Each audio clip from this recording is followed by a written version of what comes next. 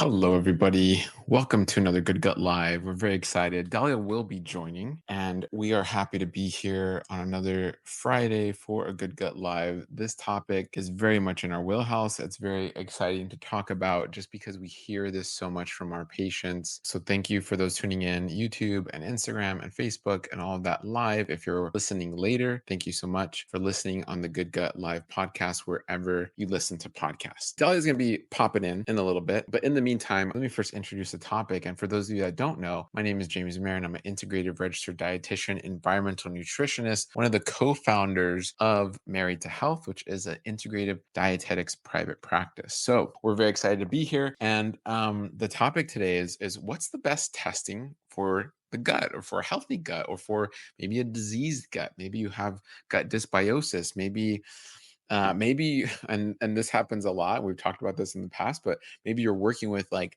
a more holistic provider or a functional medicine provider or an integrated provider, and they've ordered you every test you can think of under the sun, right? They've ordered you organic acids tests and stool testing, and we're going to get into that. We're going to show you some of our favorite testing. We also have links down below for testing, and this is not medical advice. We recommend you work one-on-one with someone knowledgeable. If that's someone from our team, great. If it's someone else you're working with, great. But someone extremely knowledgeable will, one, not only be able to recommend testing, but two, properly interpret testing. That is key right there. So that is so important, because almost anybody in the health space, even some just questionable nutritionists, can and again, this varies with depending on the test, but many people can order testing. Many are not properly interpreting the testing, and that is really the key. So we'll get into that. And so what I want to say with that is, many come to us where it's like, I've spent thousands of dollars on testing already. I'm still in the same place. So if that's you, if that sounds familiar, if that feels close to home, then that is really a sign that you did not have the proper team to interpret the testing. So it's important to understand, okay, yes, one, do I need these tests ordered? And then two, do I have the right team and person to help me then interpret what I'm ordering? And a really easy way to do this, and a really good question to ask your care team if you find yourself in this situation, is going, okay, what is this test for? What is this just gonna change on my action plan or my care plan? As you, doctor or dietitian, or whoever you're saying this to, what is this test going to show you that's going to change something for my care plan, or help with something on my care plan, or be an actionable item that's then going to go, oh, you have that. Let's tweak, modify, change. What is that? If they can't explain that in a way that you understand, and really in a way that makes sense, that's where you go, okay, red flag, a little bit of a red flag there, right? And then, so you're asking about those testing. And then if you do those tests and you get the tests back, and you're going, okay, interpret this test, and they're just reading off the test, which is fine. Some of these tests you can read off of, and we'll get into some tests who are now powered by AI, and they give you lots of information. It's one thing to just read off the test, but then getting deeper into the action plan, because there are tests out there that go, oh, you're lacking in this certain strain in your stool, or you have this certain gas. Okay, now what? Okay, what does that plan look like? And so tests are not just to get them done. Yes, you can get them done and get a great baseline. And we'll even talk about some of the testing we've done personally and tried out.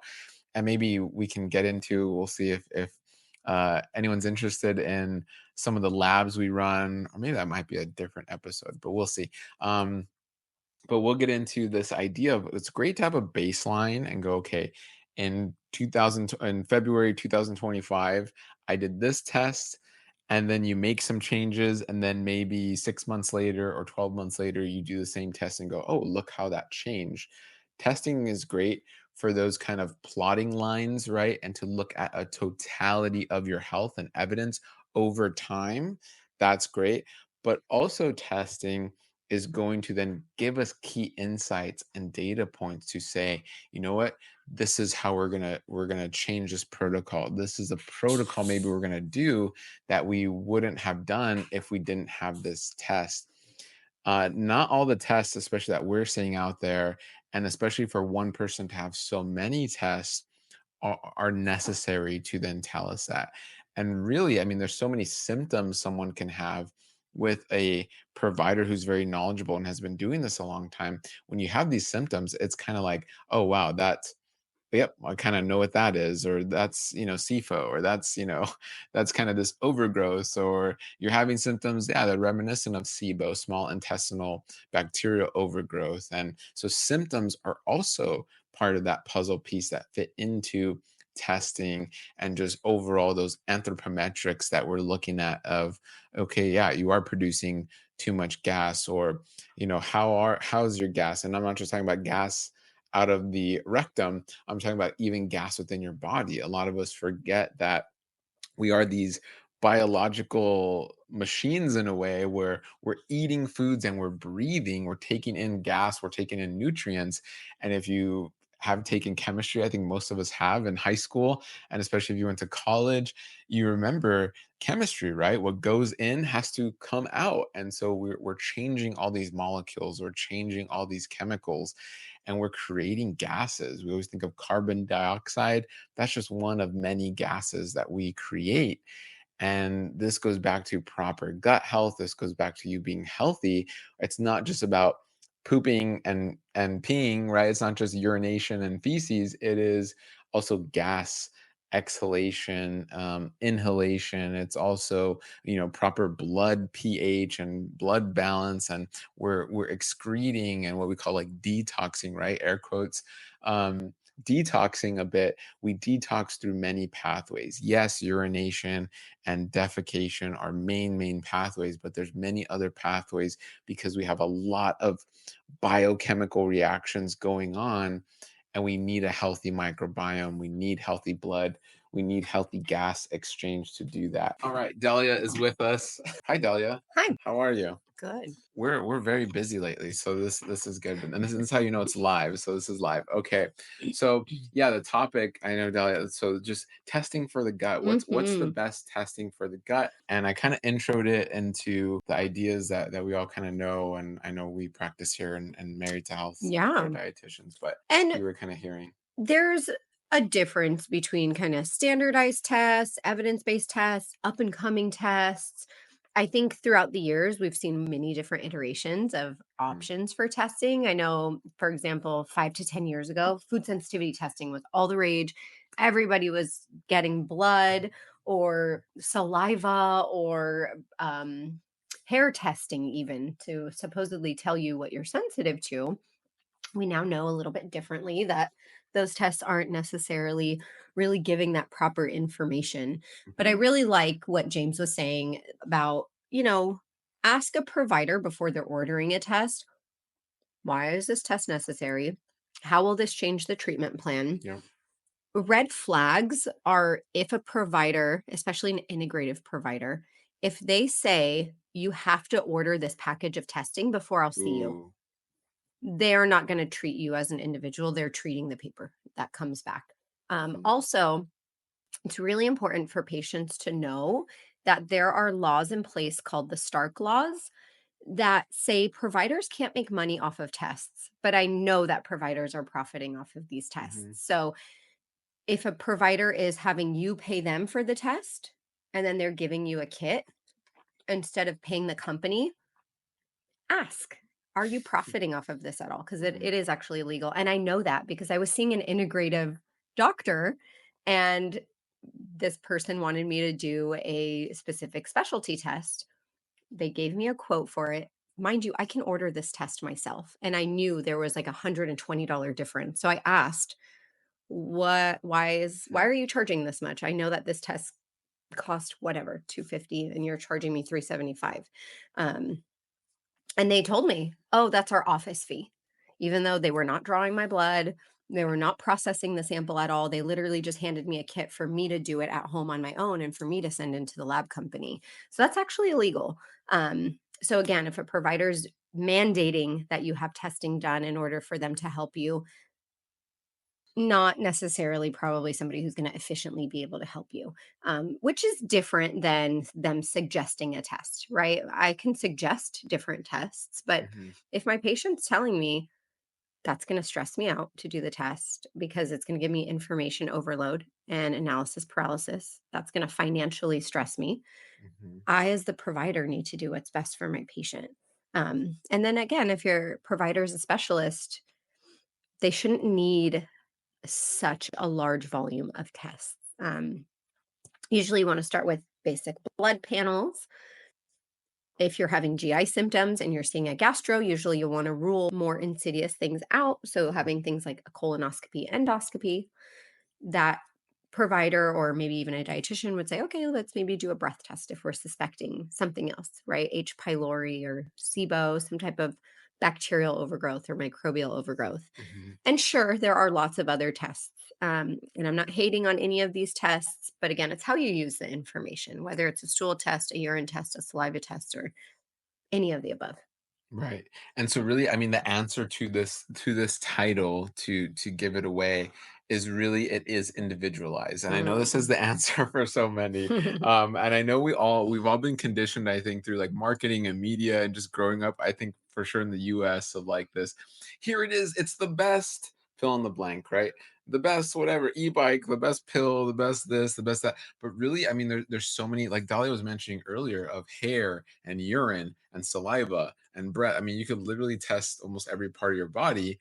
There's so many tests out there, and depending what you have going on, will determine then maybe like the what I want to say, like hierarchy of testing, like Dahlia Mm. was getting to, right? So I Mhm. think the key here, a key takeaway for anyone listening, is that your provider should, by them getting to know you and working with you, discover your hierarchy of Mhm. testing.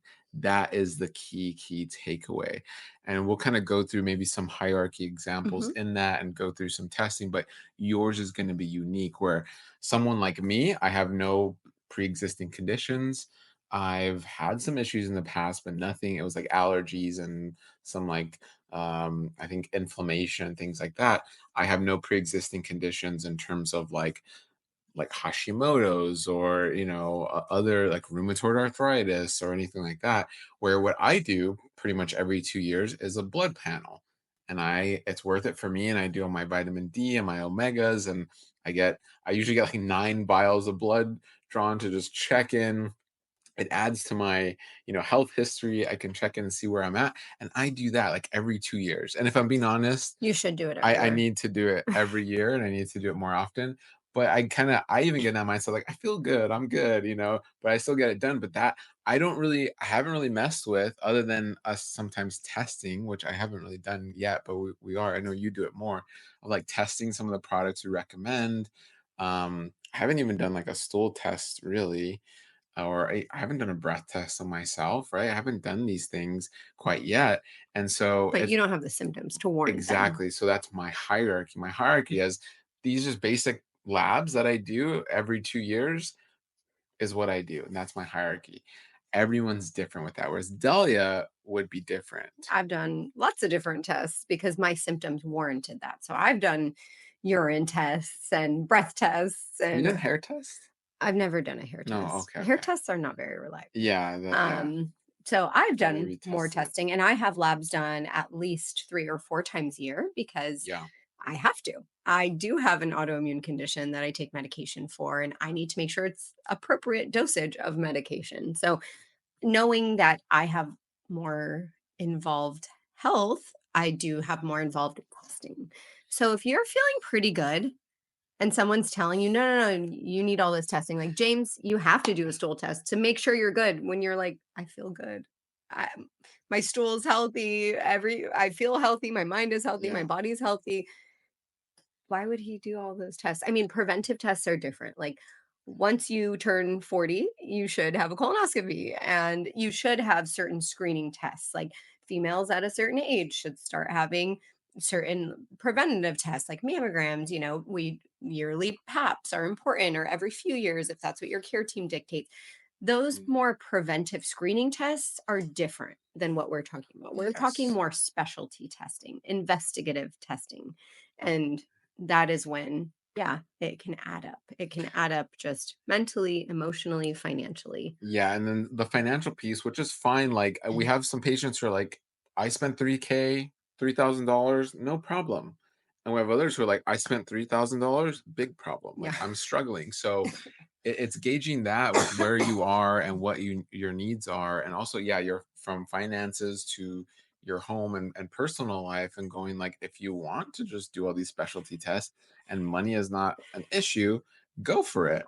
I mean, it's not going to hurt per se, but depending, I mean, there's some prep with some of these tests where it's like, if you don't need to do it, don't do it. But if you need to do it, definitely do it. And so again, this again just speaks to the hierarchy of your needs, who you are, and what is going on with you And your family history. and your family history.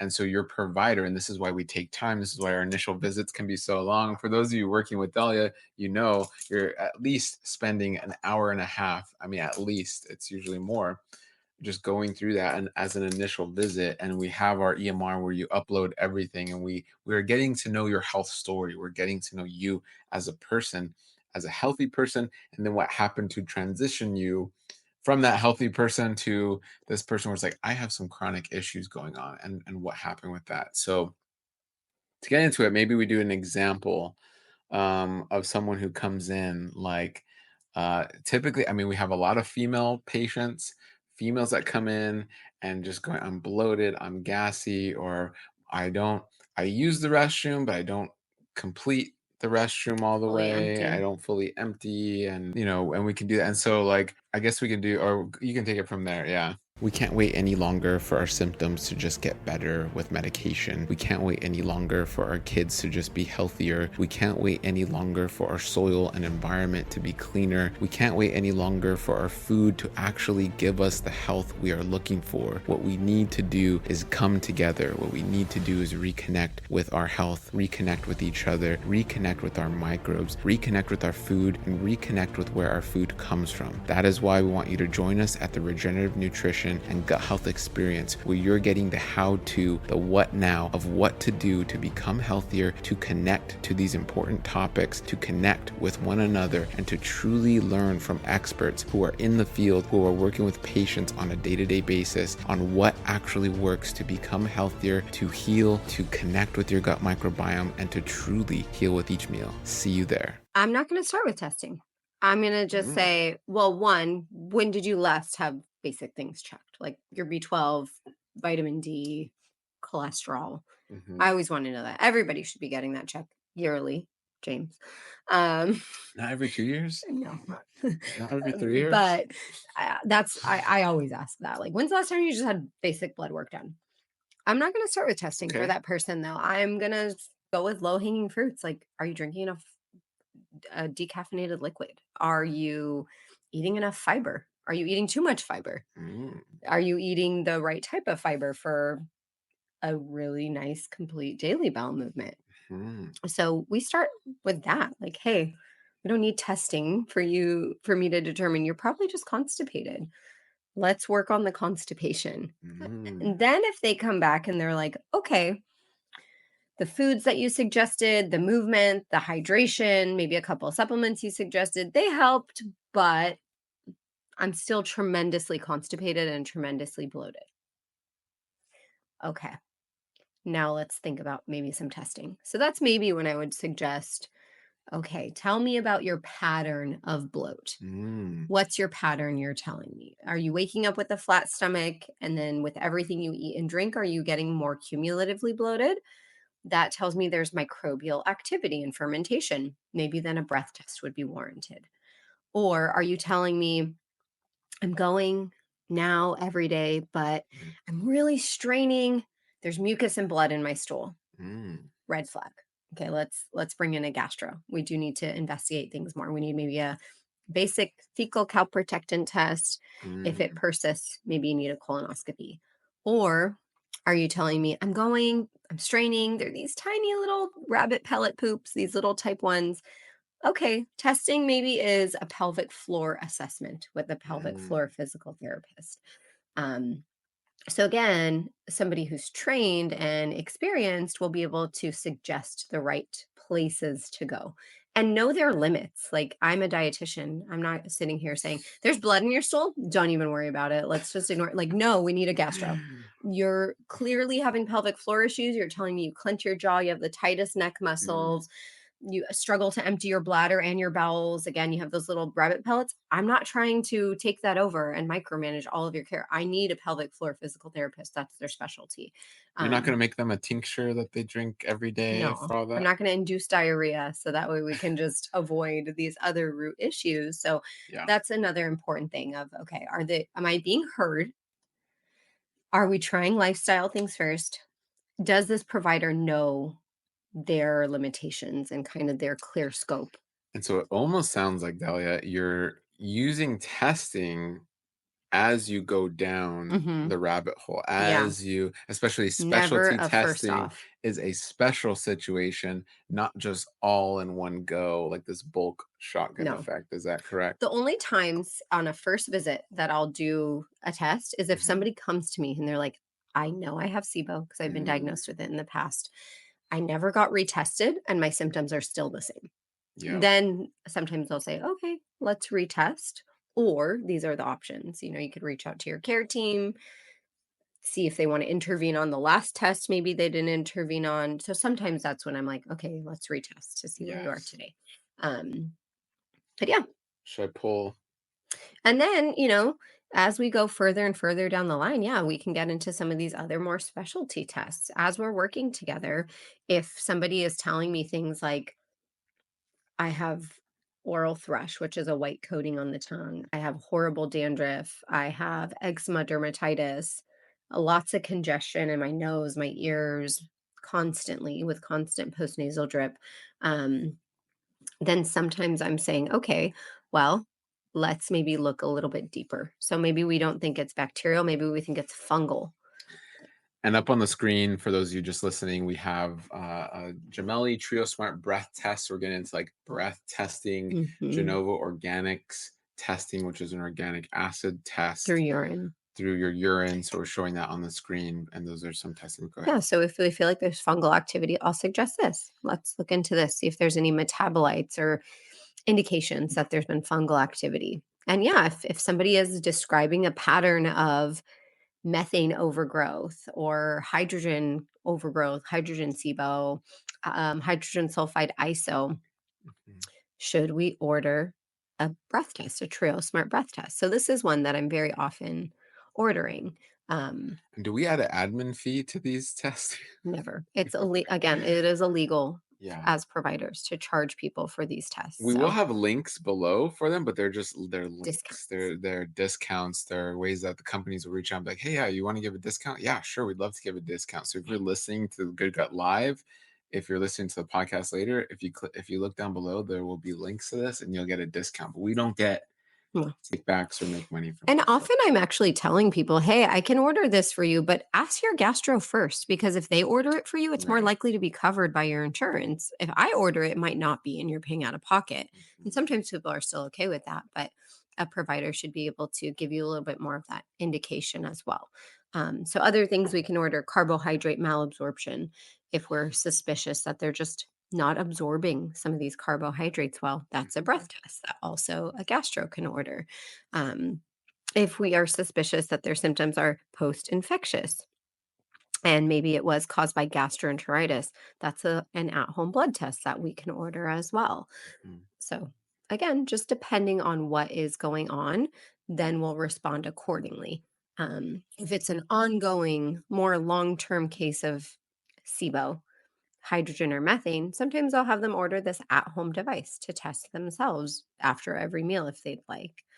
Um, Sometimes, they want just more frequent checks on things like their B12, omega-3, micronutrients. Complement has a great option with that with Complement Insight. Um, Finger prick. so yeah, there's different options out there for And I would say different requirements. different and lots of options out there. And to Mhm. the average person, I know 20 years ago, if I was just a patient going in, it's overwhelming, right? And you Mhm. really are trusting your provider to help you with this, to guide you in this, to be a curator of this. We've over the years been finding ourselves being that of like, Mhm. yeah, this handout we have here, right? Like for our good gut and our CBIBS members, like it's a curation of all these testing of information. And so you're getting a glimpse. And that's why I wanted to do this episode of you're getting a glimpse into the mindset of our dietitians here of going, I'm not only just a curator, but I'm a guide. I'm going to help. I'm going to give you the logic and education behind this, why we're doing this. And again, if nothing else, if you listen to nothing else here, it's understanding you have your own hierarchy of this testing of your needs and what's going to help you and guide you on this path. And then, kind of part two to that, these are specialty tests for special situations Mhm. as your care team goes down your health rabbit hole and going, right? And like Dahlia kind of just gave you in that quick example, which is just like, well, let's start with lifestyle, right? That I mean, that's what we do as integrated registered dietitians. Like, how are you eating? How are you drinking? How's your nervous system? Right, how are How's you your sleep? feeling? Right, so these basics, and we Mhm. always call them like low-hanging fruit Yeah. in other episodes and other times we talk, but it's just getting those low-hanging fruits and then just moving up the tree as we go, and then if we find, "Oh, yeah, this branch is out of place," or maybe you need a trim and this going in this tree analogy, I would say moving down the tree, or deeper down the into the tree, roots. yeah, deeper into the roots of the tree and what's going on at the root, and that is and this speaks to why I would say first and foremost an integrative approach is key, and finding an integrative dietitian or integrative gastro, because integrative by nature they're doing this hierarchy, they're following these steps in an integrative nature. If you're not integrative, you're just going, you're constipated? Here, take this laxative, take the stool softener. Well, yeah, we'll do all this testing and then you're still just going to take the laxative and the stool softener. And it's like, And be well, diagnosed what? with IBS. Yeah, you have IBS, and here's IBS medication that a pharmaceutical company came up with, which can, Sometimes is warranted. sometimes warranted, yes. But again, if we're just staying at the low, not even, we didn't even hit the low hanging fruit, we just jumped around and we're just staying there. It's like, well, we got to look at everything going on Mhm. and do that in a logical and healthy way for each patient. So very, very important. Were you gonna? No, Okay, okay. I'm curious to hear from people any of your experience with this because it's so disheartening to me as a provider when I have people come to me saying, I've already spent 15 grand on this and nobody has been able to help me. Mhm. Red flag. Um, Yes. if somebody's charging you that much and they don't have proper answers for you, really red flag. So Mhm. before you're investing in all this, again, make sure you're asking the right questions. Yes. Why are you ordering this test? What is this going to encourage you to do with my care? How will this help you? Are you making money off of this if I order this test? What's the evidence behind this test? Because, again, like I said, I will order stool tests for people, but I do tell them these tests are not yet validated or evidence based. Mhm. And all that means is it's not yet in the clinical guidelines. So it takes an Yes. average of 12 to 15 years to add things to a society's guidelines and, be a clinical guideline. So I'll Mhm. tell people that these stool tests are not evidence based. And we've tried everything. Your gastro's tried everything. Your pelvic PT has tried everything. Your allergist has tried everything. So this might give us more insight. And I'll Mhm. be upfront.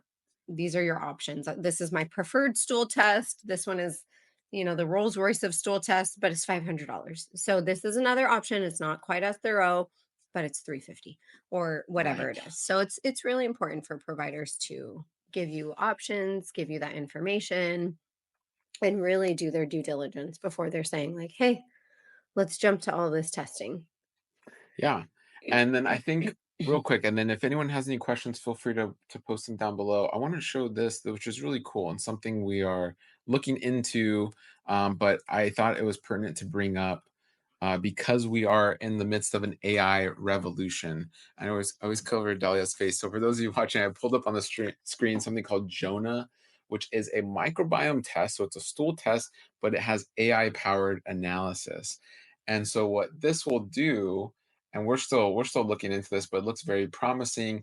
It uses AI to kind of comb through, and I think this is really interesting here. Like this is the little part here where it's using AI to kind of just comb through all of the GI data on stool and the microbiome and the genomics with, connected to all of that to recommend actions, which is like based on your stool, based on your microbiome, you need more vitamin K and you need to fast more and you need beta carotene and B12 and all these things. And here are the foods to eat. But with Jonah is, for example, if we were to use Jonah on you as a patient, we would still need to help guide you with, okay, how do I do this? And so that's where the how of this is left up to still you and your care team. And it still goes back to you and your care team understanding what to do and how to do this and individualize it for you, which is key. But we're really stepping into the AI helping us and giving us so much of this information and data to then come up with a really great action plan. And still, you are responsible and your care team is responsible to help you Mhm. implement that action And plan understand it. until we get an AI robot that can help you implement that and cook for you. And that's going to be cool. I can't wait for that. Maybe 20 years. I'm not ready for You're that. not I know. ready. We'll see. Um, We have time. yeah, we still have time before that craziness happens. But yeah, we're getting into a lot of these testing, then just adding AI and using AI as a tool. But still, you want to have that piece of your provider understanding that, yes, I'm getting this information. Okay, what do I do with this information? How do we use this information for you as the patient who is unique from all other patients? So, want to show that. So lots of testing, more testing coming, AI being added to the test and so much more. So yes, it can be extremely overwhelming. Yes, there's a lot of testing you can do, but is it necessary? Mhm. What is your hierarchy? What are your needs? Can the low hanging fruit suffice where it's helping your budget and it's helping your timeline and we're getting things done efficiently? So it's so important. So And much. I think, one thing that's also important is with things like this, now there's a lot of opportunity for consumers to order their own tests. Yes, that's a big part. And then I find that people get overwhelmed. They get Oh, analysis easily. paralysis and they're like, I don't know. I ordered this breath test and it told me to do this, but then I ordered this AI stool test and it told me to do something completely opposite. Like, I'm lost in the sauce. And it's like, you still, yes, you can order these things if you want to. Oftentimes, I wouldn't recommend that because people just end up spending excessive amounts and then becoming overwhelmed. So I'd still recommend asking your care team about them if they're familiar with them. Um, Mhm. and if some a provider's kind of like, no, it's all hogwash, Ooh, ask someone another else red who flag. maybe is familiar with some of these tests. But yeah, I would say people can end up with information overload if they're ordering tests on their own, trying to interpret it on their own. There's a reason why you have integrative specialists out there because you need to have a person who's educated in interpreting all this. Well, that, yeah, like you said, the interpretation. So that goes to that very important piece where, okay, yes, knowing what test to order, but then who's going to interpret it for you to then create the action plan or help with the Mhm. action plan. If you're ordering it, great. I mean, so many of our patients have become almost experts because of their health journey and how Yeah. much time and effort they've put into it. And if you're feeling confident, great. Order your testing and implement it properly. Wonderful. I hope many more are empowered to do that. We should all be empowered.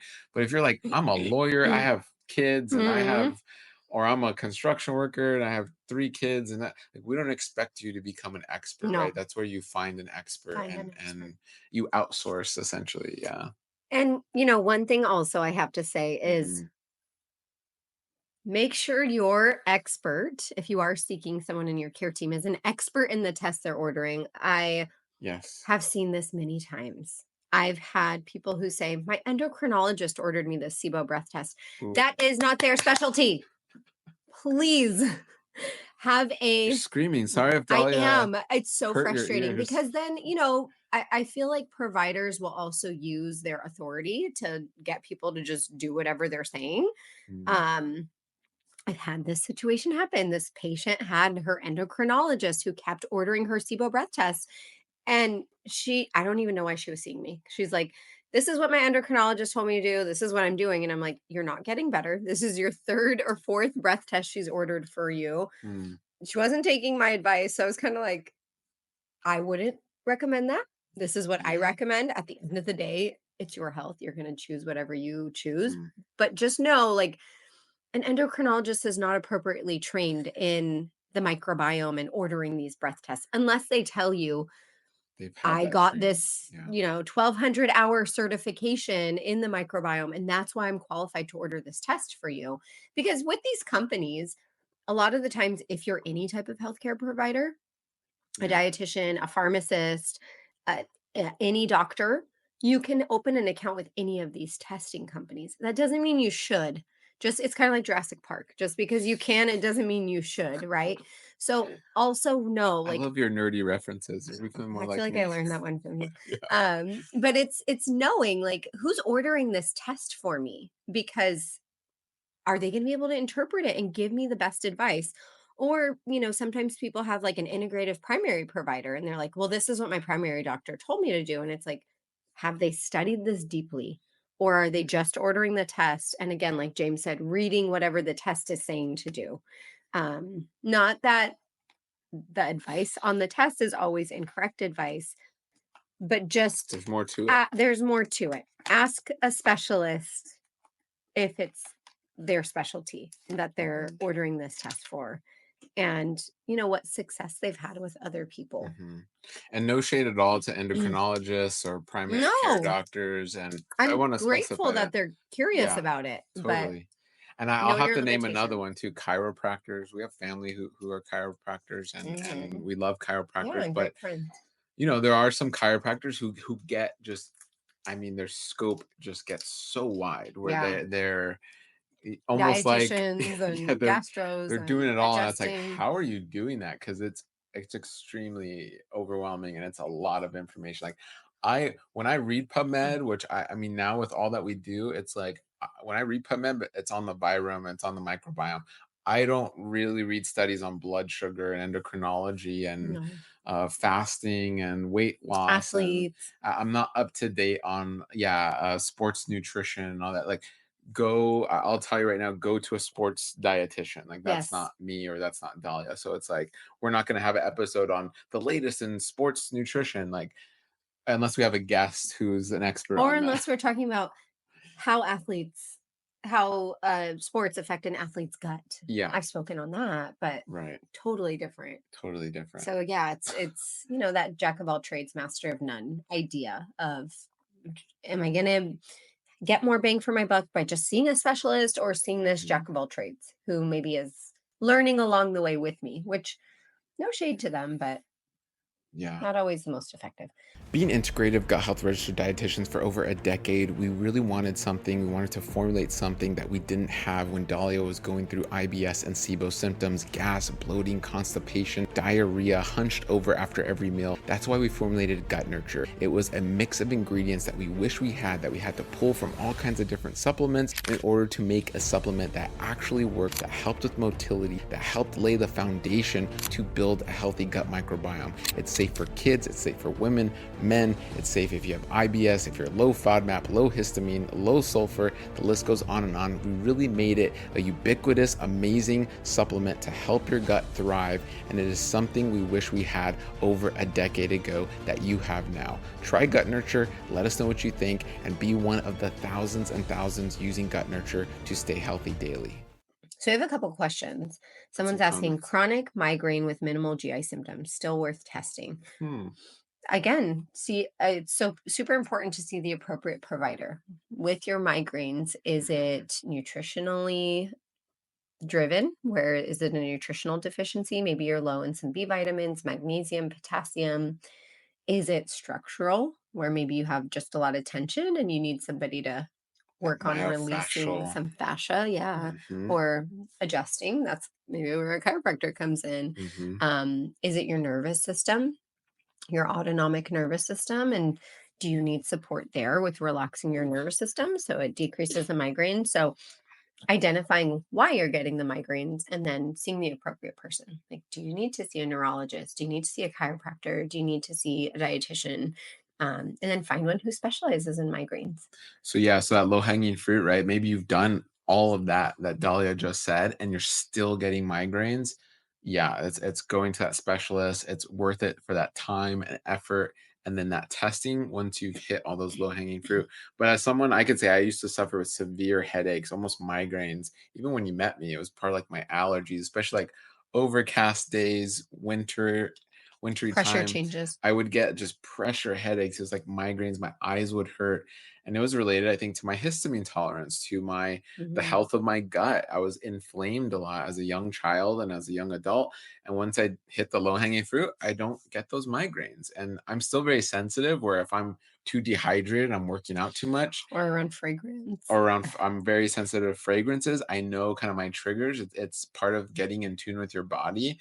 And I know these fragrances and dehydration, I'll get like a headache very easily. So I try to avoid those things and just balance with those low hanging fruit. It's where I don't, maybe I wouldn't do all that testing or go see a neurologist. But again, if you're doing all that and it's still happening, yes, totally worth it. Mhm. Totally worth it. So Yeah. great question. We have another Um, question. yeah, I have another question. Yeah. Let's see. Can you please explain the problem with guar and gland gums, Gel and gum. gellan gums, and other emulsifiers and plant milks and other products? Yes.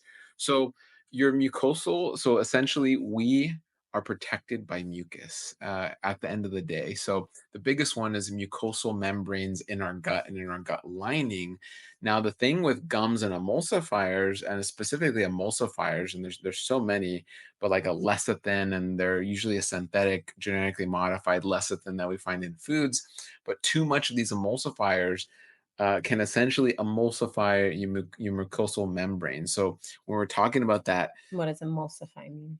and so emulsify, so think of it oil and water, right? Think of, I think we all have seen the separation and maybe natural peanut butter, or we've seen the separation in like salad dressings, I think is most common, where you're Mhm. seeing the water go to the bottom and you're seeing the oil rise to the top. And when you shake it, it'll mix back together. Emulsifiers are a way where you don't have to shake it. It just It's a stays binder. bound together. It is a binder. And so you're not seeing that separation. However, that separation is natural and normal. And that's part of how our protective layers in our gut work, is this healthy separation. And so when you're consuming emulsifiers, it blurs the lines of that healthy separation. It allows things to bind a little bit more easy, and some of those things that are binding are maybe bacteria and viruses that shouldn't be there for as long as they're there. But with the help of these emulsifiers, they are able to bind to it much longer than they should, on top of other nefarious factors in your life, or antibiotics, or poor food choices. So it's this perfect storm in a way that happens, that then contributes to inflammation, even in your oral microbiome, inflammation, even in your esophagus, inflammation, especially in your small intestine and other areas of your GI tract. So Mhm. very important. I mean, just to pick the right, and there are some gums that are good. Yeah. I don't want to say all gums are bad.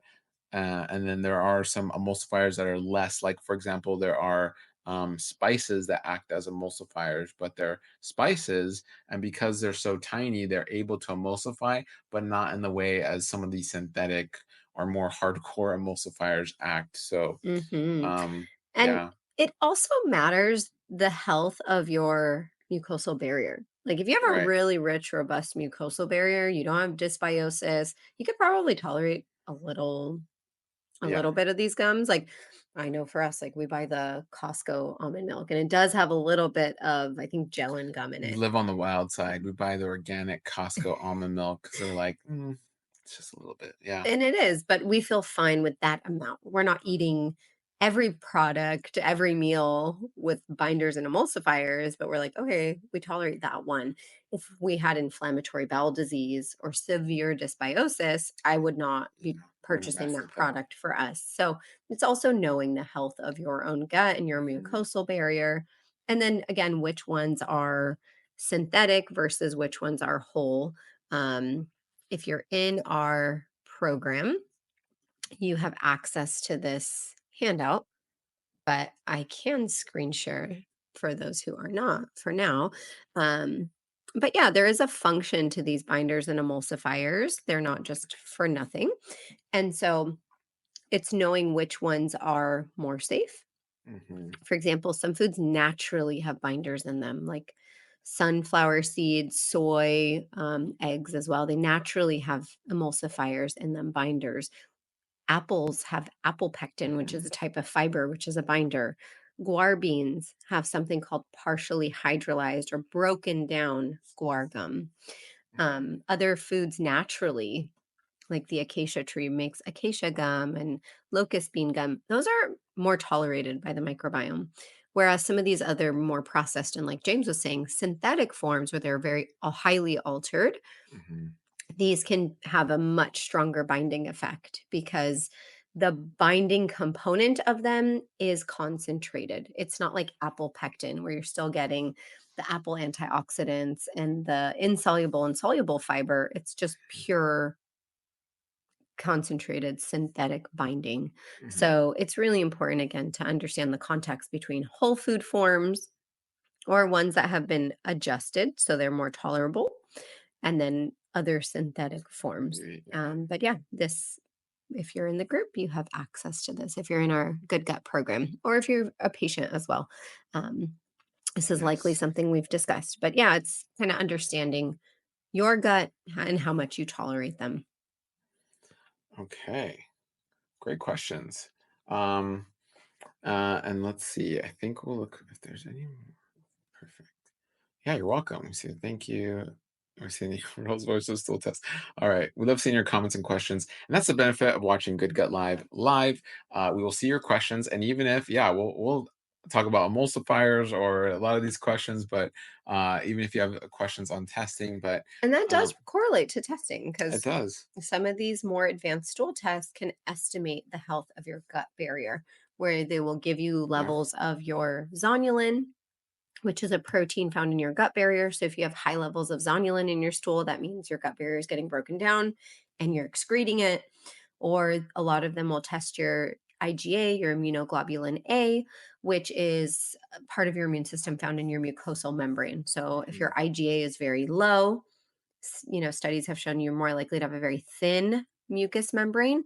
If you have very high off the charts IgA, you're probably reacting to something that's either in your gut or you're putting in your gut or around your mucosal barriers. So some of those specialty tests also can tell you how you tolerate certain foods and certain products as well. Again, I go more with allergy testing, so I would go more with like an IgE allergy test, whether that's through your blood or through a skin prick test. Those are kind of the gold standard ways. I'm not really taking into consideration an Mhm. IgG food sensitivity test because that really just tells you your gut is leaky. If a bunch of Yeah. foods showed up on your food sensitivity test, it doesn't tell you that those foods cause the leakiness or the hyperpermeability.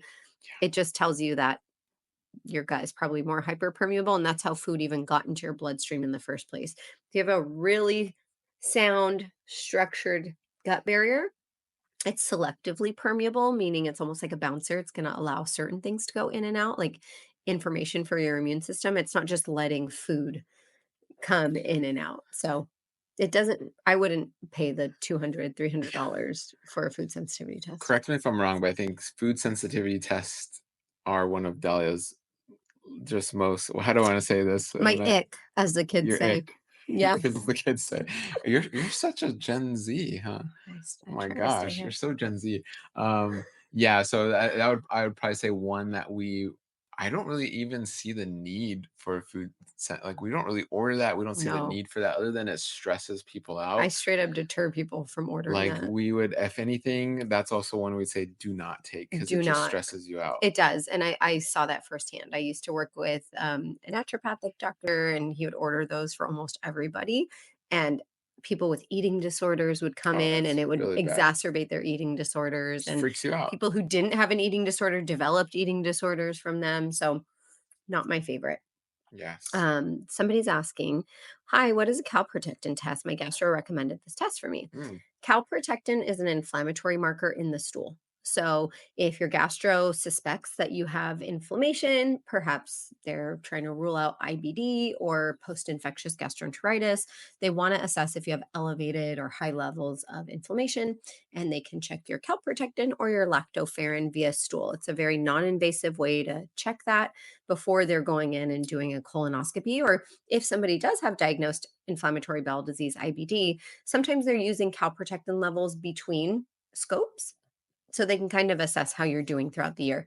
Generally, unless you have super uncontrolled IBD, you're only getting scoped once a year. And so maybe they're checking your calprotectin a couple times in the year just to kind of see is your diet on point? Is your current medication regimen on point? But I would say if they're recommending it to you, you probably would benefit from completing that stool test. Mhm. And again, it's not like a comprehensive stool test, not a specialty stool test. If they're ordering that through Quest or LabCorp, that's Mhm. all they're checking, just that one marker. And there's hope with IBD, just to throw that out there. If you are Mhm. experiencing inflammation, then in this case, very uncontrolled and chronic inflammation, where it's your immune system even contributing to Getting this involved. inflammation, which is IBD, Crohn's disease, right, ulcerative colitis. There's hope with that. You can get your immune system back in control. You can kind of put out these flames. We would say with IBD, you're like a inside out burn victim, or it's like the burns are on the inside, right?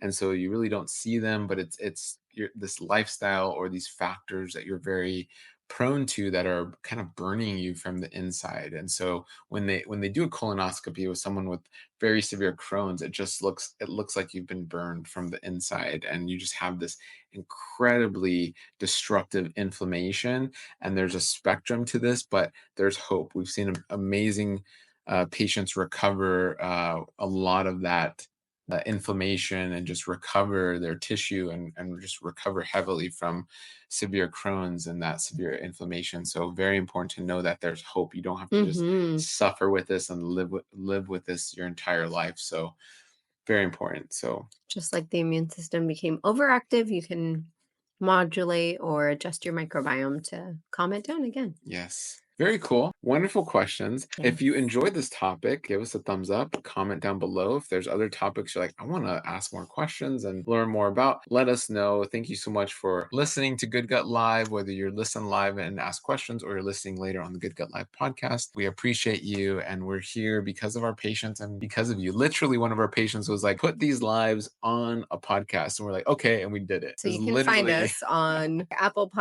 Apple, Podcasts, Spotify, Spotify, iHeartRadio, wherever wherever you you find it. subscribe to podcasts, you can find our Good Gut Live. We appreciate your participation. We appreciate all your great questions. If you have any topics you want us to discuss, we're always open. Let us know what you're curious about You can because we're comment. curious about it too, probably. You can comment or email us. You can go to Hmm. marriedhealth.com to learn more. Contact us and say, "Hey, I want to learn more about this," and we will listen to you. All right, thank you all so much. Have a Hmm. wonderful weekend, a great Friday. Feel with As each always, meal kill with each meal. and heal with each meal. Until next See you time. next time.